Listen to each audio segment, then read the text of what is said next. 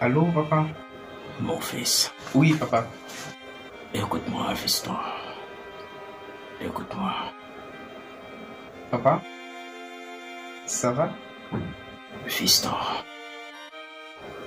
écoute-moi. Papa, est-ce que tout va bien? Je veux que tu viennes. Tu sais, tu dois te marier. Mais papa, Tu trouves une bonne femme. Tu construis ta vie. papa, est-ce que ça va?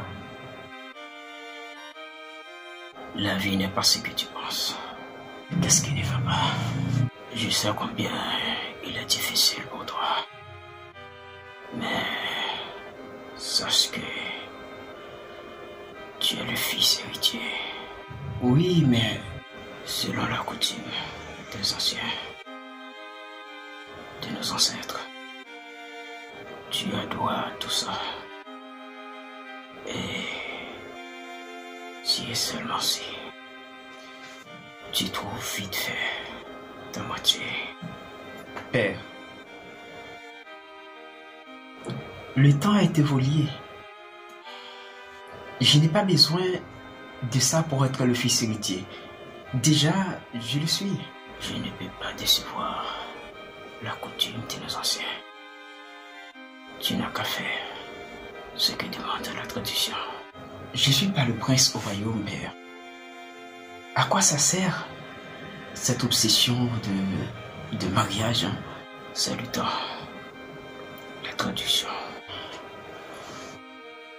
Je n'ai même pas une petite amie. Maintenant, tu me demandes le mariage. M'as-tu caché quelque chose qui devrait arriver, père? Il est temps de te dire toute la vérité.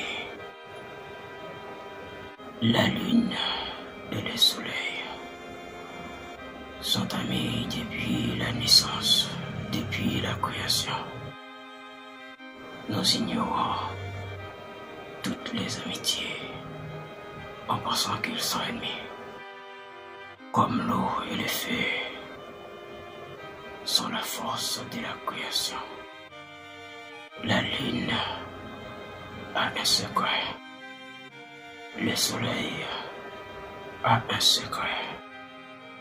On dit souvent que l'eau se trouve dans la lune. Ce qui est vrai. Quand est-ce que la lune a une température chaude, le feu se trouve dans le soleil, selon les dires. Père, je suis confus. C'est trop de mon âge. Dans la vie, il faut accepter le mauvais comme le bon. D'accord, papa. Tu vas marcher selon les recommandations familiales. Te rappelles-tu? Il ne faut jamais se laisser marcher sur le pied. Mais comment faire pour trouver une bonne femme de ton choix? Rassure-toi que la fille dont tu vas rencontrer ne te connaisse pas. Quoi? Elle risque de te vouloir à cause de tes fortunes. C'est difficile, ce truc. Tu travailles ton esprit. Tu pars dans le village. Tu prétends être pauvre. Et tout le monde va te chasser. Mais Après? il y aura une fille qui te servira le compagnon.